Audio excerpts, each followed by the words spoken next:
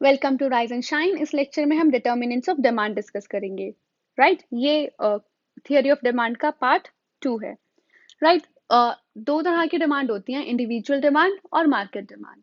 Individual demand होती है जब कोई सिंगल कंज्यूमर एक ही सिर्फ खरीदने वाला है, वो मार्केट से कोई जाके सामान खरीद के ला रहा है अलग अलग रेट्स पे, अलग अलग क्वांटिटीज, होती है इंडिविजुअल डिमांड। इसे हमने डिटेल में लास्ट वीडियो में डिस्कस किया था, पार्ट 1 में डिस्कस किया था। राइट अब इंडिविजुअल डिमांड के 5 फंक्शंस होते हैं, 5 डिटर्मिनेंट्स होते हैं। डिटर्मिनेंट्स यानी कि वो फैक्टर्स जो डिमांड को इफेक्ट करते हैं, ठीक है, जिनकी वजह से डिमांड कम या ज्यादा होती है। क्या होते हैं?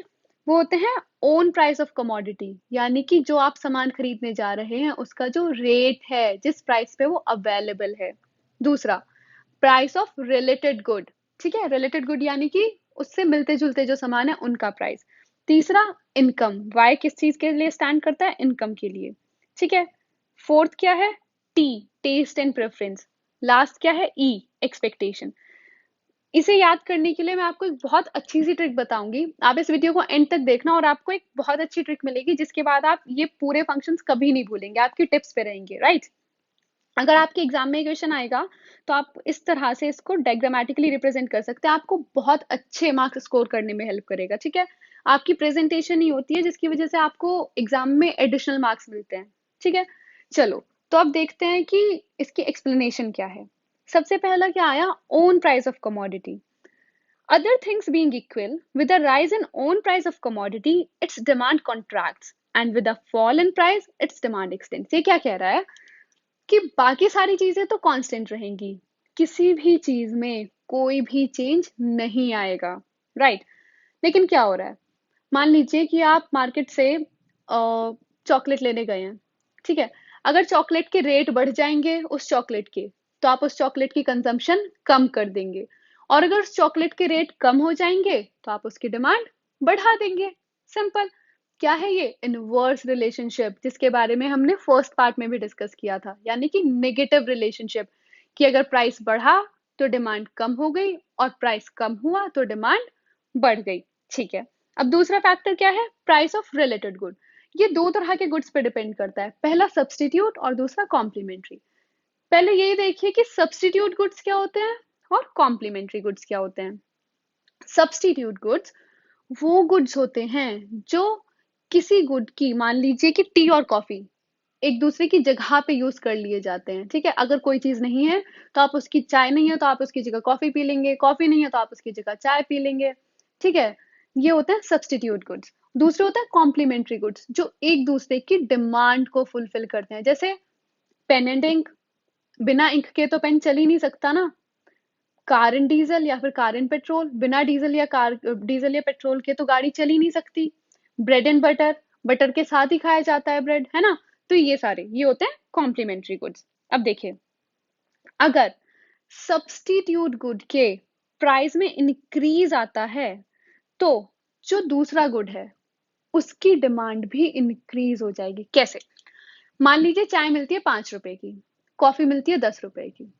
अब जब 5 रुपए की चाय मिल रही थी तो क्या हुआ कि हम दो कप, तो एक इंसान है वो 2 कप तो चाय पी लेता था, और 1 कप 10 रुपए की कॉफी है तो 1 कप कॉफी ले लेता था। लेकिन अब कॉफी का रेट बढ़ के 15 रुपए हो गया, तो अब वो सोचेगा मैं 15 रुपए में 1 कप कॉफी लूंगा, इससे बेहतर वही 5 रुपए। ठीक है, 5 रुपए की चाय है तो मैं इससे अच्छा 3 चाय ही ना पी लूंगा, है ना। तो ये होता है, अगर सब्स्टिट्यूट गुड की प्राइस इंक्रीज हो रहा है तो जो दूसरा गुड है, यानी कि जो एक्चुअल गुड है, उसकी डिमांड भी इंक्रीज हो जाएगी। और मान लीजिए कि अगर कॉफी सस्ती हो गई तो आप क्या करेंगे? कॉफी ज्यादा पियेंगे ना, चाय नहीं पियेंगे। ठीक है, तो अगर उसके सब्स्टिट्यूट गुड का प्राइस डिक्रीज हो रहा है तो अदर गुड की डिमांड भी डिक्रीज हो जाएगी। इन दोनों के बीच में होता है पॉजिटिव रिलेशन, यानी कि सब्स्टिट्यूट गुड्स और डिमांड ऑफ गुड के बीच में होता है पॉजिटिव रिलेशन, कि अगर प्राइस बढ़ा तो डिमांड भी बढ़ेगी, प्राइस कम हुआ तो डिमांड भी कम हो जाएगी। ठीक है, दूसरे होते हैं कॉम्प्लीमेंट्री गुड्स। ये क्या होते हैं? हमने देखा कि जो एक दूसरे की डिमांड फुलफिल करते हैं। अब इसमें क्या होता है? मान लीजिए कि अगर एक गुड के प्राइस में फॉल आ जाता है, ठीक है, तो दूसरे की डिमांड बढ़ जाती है। कैसे? मान लीजिए पेट्रोल है, पेट्रोल के रेट सस्ते हो जाएंगे तो कार की डिमांड बढ़ेगी ना। भैया पेट्रोल सस्ता मिल रहा है तो लोग कार ज्यादा खरीदेंगे ना, क्योंकि अब कार हम चला सकते हैं। क्या होता है, पेट्रोल महंगा होने की वजह से कार वगैरह कम चलाते हैं लोग, कहते हैं नहीं पेट्रोल बहुत महंगा है। लेकिन अब पेट्रोल सस्ता हो गया तो कार की डिमांड बढ़ गई।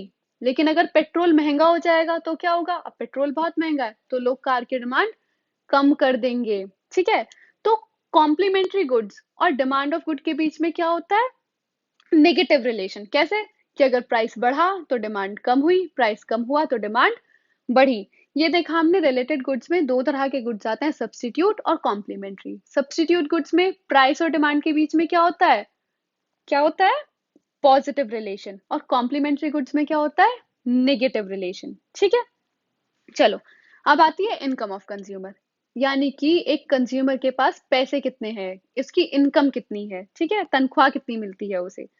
अब इसके बेसिस पे भी दो तरह के गुड्स होते हैं जिन पे डिमांड डिफर करती है। एक होता है नॉर्मल गुड्स और दूसरे होते हैं इंफीरियर गुड्स। नॉर्मल गुड्स क्या होते हैं, जो अच्छी क्वालिटी का सामान होता है, यानी कि मान लो अगर हम चावल के हिसाब से देखें तो बासमती राइस अच्छी क्वालिटी का चावल हो गया। और इंफीरियर गुड यानी कि कोई बहुत ही बेकार सी क्वालिटी का चावल जो टूटा टूटा है, बहुत छोटा सा चावल बनता है। ठीक है, तो एक तरफ तो बासमती और एक तरफ कोर्स ग्रेन, उसे क्या कहते हैं, कोर्स ग्रेन, जो जिसकी क्वालिटी बेकार है। ठीक है, इन दोनों की डिमांड पे किस तरह से फर्क पड़ता है कंज्यूमर की इनकम का, ये देखेंगे। देखिए, मान लीजिए कि आपकी इनकम है 100 रुपए। ठीक है, इनकम तो आपकी कांस्टेंट रहेगी, 100 ही रुपए है। अब क्या हुआ कि जो नॉर्मल गुड्स हैं, अब आपकी इनकम 100 से बढ़ के 150 हो गई, तो आप क्या करेंगे, आपके पास ज्यादा पैसे आ गए तो आप ज्यादा अच्छी क्वालिटी का सामान खरीदेंगे ना। तो आपके नॉर्मल गुड की डिमांड क्या हो जाएगी, इंक्रीज हो जाएगी। और क्या हुआ, अब जो आप बेकार क्वालिटी का सामान है वो नहीं खरीदेंगे, वो क्यों खरीदेंगे आप, तो जो इंफीरियर गुड्स हैं उनकी डिमांड डिक्रीज हो जाएगी। और यही आपकी इनकम, अभी तो 100 से 150 हुई, मान लीजिए अब आपकी इनकम 100 से घट के 50 रुपए हो गई, तो अब क्या आप अच्छी क्वालिटी का सामान खरीदेंगे, नहीं। जो अच्छी क्वालिटी का सामान था उसकी डिमांड डिक्रीज हो जाएगी, और जो इंफीरियर क्वालिटी का सामान था, यानी कि बेकार क्वालिटी का सामान था, उसकी डिमांड इंक्रीज हो जाएगी। समझ में आ रहा है, ठीक है। देखो, तो हमने देख लिया कि अब कंज्यूमर की इनकम का क्या फर्क पड़ता है नॉर्मल गुड्स और इंफीरियर गुड्स की डिमांड पर। ठीक है, कि अगर इनकम बढ़ी है तो नॉर्मल गुड्स की डिमांड भी बढ़ेगी, इनकम घटी है तो नॉर्मल गुड्स की डिमांड भी घटेगी। क्या हुआ, पॉजिटिव रिलेशन। किसके बीच में, अगर नॉर्मल गुड्स और income of consumer, normal goods में प्राइस और क्वांटिटी के बीच में क्या होता है, पॉजिटिव रिलेशन। लेकिन जो इंफीरियर गुड्स होते हैं उनके बीच में क्या होता है, नेगेटिव रिलेशन। कैसे, कि अगर इनकम बढ़ी तो डिमांड कम हो गई, इनकम कम हुई तो डिमांड बढ़ गई। ठीक है, चलिए अब आता है next factor, taste and preferences. अब देखिए, आपको कोई चीज बहुत ज्यादा पसंद है तो आप वही तो खरीदेंगे। तो जो चीज कंज्यूमर को पसंद होती है वही खरीदता है, उसी की डिमांड क्या होगी, बढ़ जाएगी। कंपैरेटिवली आपको कोई चीज नहीं पसंद है, आपको उसका टेस्ट अच्छा नहीं लगता। ऐसे ले लीजिए, आप किसी रेस्टोरेंट पे गए, ठीक है, वो रेस्टोरेंट बहुत फेमस है, पहले वो बहुत अच्छा अच्छा सामान बनाता था, मान लीजिए कि वहां के मोमोज बहुत फेमस है, आपको उसका टेस्ट बहुत अच्छा लगता है, आप वहां जाएंगे खाएंगे, उसकी डिमांड और ज्यादा बढ़ेगी।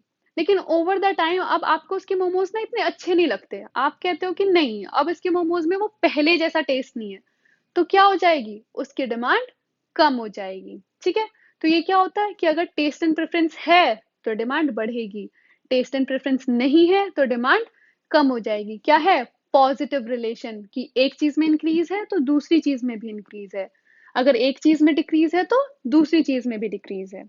चलो, अब लास्ट फैक्टर क्या है इंडिविजुअल डिमांड का, एक्सपेक्टेशन। देखो, आज के टाइम पे, इस टाइम पे, जिस टाइम पे मैं वीडियो रिकॉर्ड कर रही हूँ, कोरोना वायरस बहुत चल रहा है, लॉकडाउन का पीरियड है। ठीक है, तो जिस टाइम पे हमारे प्राइम मिनिस्टर नरेंद्र मोदी जी ने लॉकडाउन अनाउंस किया था, लोगों को बहुत ज्यादा एकदम से ये हो गया था कि अरे पता नहीं अब सामान मिलेगा नहीं मिलेगा, उन्होंने होर्डिंग स्टार्ट कर दी थी, यानी कि सामान खरीद खरीद के घरों में भरना स्टार्ट कर दिया था। ठीक है, अब हम इसमें से क्या लेते हैं, मान लीजिए हम सैनिटाइजर्स का एग्जाम्पल लेते हैं। लोगों को लगा कि सैनिटाइजर्स की जो डिमांड है, अब डिमांड तो है, वो बहुत ज्यादा है, लोगों को लगा कि जो सैनिटाइजर्स हैं वो मार्केट में आने बंद हो जाएंगे, यानी कि उनकी क्वांटिटी कम हो जाएगी, आने वाले टाइम में वो मिलेंगे नहीं हमें। तो उन्होंने अपनी करंट में डिमांड क्या कर दी, बढ़ा दी। ठीक है, करंट में डिमांड बढ़ा दी। और अगर उन्हें लगा कि आने वाले टाइम में, मतलब कि जैसे जो सैनिटाइजर्स हैं अभी उसका बहुत सारा स्टॉक है और उसका स्टॉक कहीं कम नहीं होने वाला, रहेगा ऐसे ही, तो अभी वो अपनी डिमांड कम कर देंगे। अगर कंज्यूमर को लगेगा कि किसी कमोडिटी का जो स्टॉक है वो कम हो रहा है, तो उसकी डिमांड बढ़ा देगा। अगर लगेगा कि नहीं काफी स्टॉक है, तो वो डिमांड घटा देगा कि मैं कभी भी जाके मार्केट से ले लूंगा। ठीक है, देखिए, if a consumer expects a significant change in availability of the concerned commodity in the near future, अगर उसे लगता है कि आने वाले टाइम में उस कमोडिटी की जो क्वांटिटी है, वो अवेलेबिलिटी हो सकता है वो ना मिले मुझे आगे चल के, आगे के टाइम में मुझे ना मिले, तो वो अभी ज्यादा रख लेगा। He may decide to change his present demand of the commodity, particularly if the consumer fears acute shortage of commodity in the near future. अगर उसे लगता है कि आने वाले टाइम में शॉर्टेज हो सकती है, तो वो अभी अपनी डिमांड बढ़ा देगा। ठीक है, चलिए, वो तो थे इंडिविजुअल डिमांड के डिटर्मिनेंट्स। ठीक है, अब हम क्या देखेंगे, मार्केट डिमांड के डिटर्मिनेंट्स। मैंने आपको कहा था ना, मैं आपको एक ट्रिक बताऊंगी जिससे आप ये बहुत अच्छे से हमेशा याद रखेंगे और कभी नहीं भूलेंगे। ये ट्रिक है पिट पेन। पिट पेन बॉक्स की तरह आप इसे याद कर सकते हैं। कैसे, देखिए, जो इंडिविजुअल डिमांड के फैक्टर्स है ना, उसमें सिर्फ ये एन नहीं है। आप ऐसे याद रखना, मार्केट में पूरा पिट पेन है और इंडिविजुअल में सिर्फ लास्ट का एन नहीं है। कैसे, पी से क्या है, सबसे पहले वही ओन प्राइस ऑफ कमोडिटी। आई से क्या है, इनकम, जिसे हम वाई से रिप्रेजेंट करते हैं। ठीक है, आई फॉर इनकम, आपको याद रखना है, इसको आपको रिप्रेजेंट किससे करना है, वाई से। फिर क्या है, T for taste and preferences. ठीक है, पी, अब नेक्स्ट क्या है, P for price of related goods. अब ई फॉर क्या है, एक्सपेक्टेशंस। एंड एन फॉर क्या है, एन से क्या हुआ, नंबर ऑफ बायर्स या पॉपुलेशन साइज। ये तो आता है मार्केट डिमांड में, क्योंकि हमने देखा कि जो मार्केट डिमांड होती है उसमें बहुत सारे बायर होते हैं, जबकि इंडिविजुअल डिमांड में सिर्फ एक ही बायर होता है। तो इस वजह से इंडिविजुअल डिमांड को तब आप इस ट्रिक से याद रखेंगे तो आपको उसमें एन इंक्लूड नहीं करना है।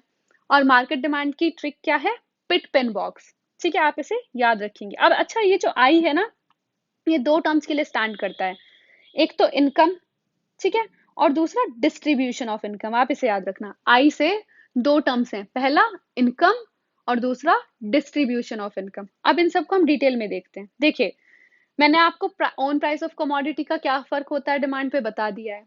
ठीक है, प्राइस ऑफ रिलेटेड गुड का क्या होता है ये भी ऑलरेडी डिस्कस कर लिया है। इनकम में चेंज आने की वजह से नॉर्मल गुड्स और इंफीरियर गुड्स की डिमांड पे क्या चेंज होता है ये भी हम देख चुके हैं। टेस्ट एंड प्रेफरेंसेस भी हम देख चुके हैं और एक्सपेक्टेशन भी हम देख चुके हैं। तो ये सारे ही पॉइंट्स जो इंडिविजुअल के लिए थे, ये इसमें भी सेम ही रहेंगे। ठीक है, अब आती है सिर्फ लास्ट की दो चीजें, नंबर ऑफ बायर्स और डिस्ट्रीब्यूशन ऑफ इनकम। अब हम इन्हें अच्छे से देख लेते हैं। देखिए, पॉपुलेशन साइज या फिर नंबर ऑफ बायर्स।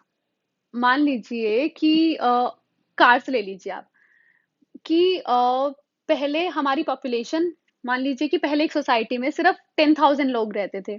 ठीक है, तो अब सिर्फ 10,000 लोगों ने ही उस कार की डिमांड करी, मतलब जो गाड़ी है उसको सिर्फ 10,000 लोगों ने खरीदा। लेकिन ओवर द टाइम उस सोसाइटी में 10,000 से बढ़ के 20,000 लोग रहने लगे। तो उसी हिसाब से अब जो कार है, जो गाड़ी है, उसकी डिमांड भी बढ़ के 20,000 हो गई। यही होता है कि जैसे जैसे पॉपुलेशन इंक्रीज होती है, वैसे ही कमोडिटी की डिमांड में भी इंक्रीज आता है। और पॉपुलेशन कम होती है तो डिमांड भी कम हो जाती है। क्या हुआ, ये कौन सा रिलेशन हुआ, हमने देखा ना, दोनों साइड प्लस प्लस है, दोनों साइड इंक्रीज है तो पॉजिटिव रिलेशन है, और अगर दोनों साइड डिक्रीज है तो भी पॉजिटिव रिलेशन है। ये क्या हुआ, पॉजिटिव रिलेशन, कि अगर पॉपुलेशन बढ़ी तो डिमांड बढ़ी, पॉपुलेशन घटी तो डिमांड घटी। अब दूसरा क्या है, डिस्ट्रीब्यूशन ऑफ इनकम। इसे अच्छे से समझना। डिस्ट्रीब्यूशन ऑफ इनकम में क्या होता है, मान लीजिए कि कुछ इस तरह से इनकम का डिस्ट्रीब्यूशन हो रहा है, कुछ इस तरह से लोगों के हाथों में पैसे दिए जा रहे हैं कि जो अमीर है वो तो और अमीर होता चला जा रहा है और जो गरीब है वो और गरीब होता चला जा रहा है। तो इसकी वजह से क्या होगा, जो अमीर है वो बहुत अमीर हो गया, तो जो लग्जरी गुड्स हैं उनकी डिमांड बढ़ जाएगी क्योंकि उनके पास तो और पैसा आ गया। ठीक है। अब और जो गरीब लोग हैं उनकी डिमांड में और ज्यादा कमी आ गई, जिसकी वजह से क्या होगा, अब वो नॉर्मल गुड नहीं खरीद पाएगा। हमने देखा ना अभी कि अगर इनकम और कम हो जाती है तो नॉर्मल गुड्स नहीं खरीदते हैं, इंफीरियर गुड्स खरीदते हैं, है ना। तो क्या होगा, वो इंफीरियर गुड्स को शिफ्ट कर देगा, तो जिसकी वजह से इंफीरियर गुड्स की डिमांड इंक्रीज हो जाएगी। ठीक है। चलिए, ये पूरे सारे डिटर्मिनेंट्स थे इंडिविजुअल डिमांड के भी और मार्केट डिमांड के भी। आपकी ट्रिक है पिट पेन बॉक्स, पिट पेन पूरा मार्केट डिमांड के लिए और एन हटा दीजिए तो इंडिविजुअल डिमांड के लिए। ठीक है। With this I and this video. अगर आपको ये वीडियो अच्छी लगी हो तो please do like this video, subscribe the channel, और अगर कुछ भी इस वीडियो से रिलेटेड आपको डाउट हो, do ask me in the comment section. Thank you for watching.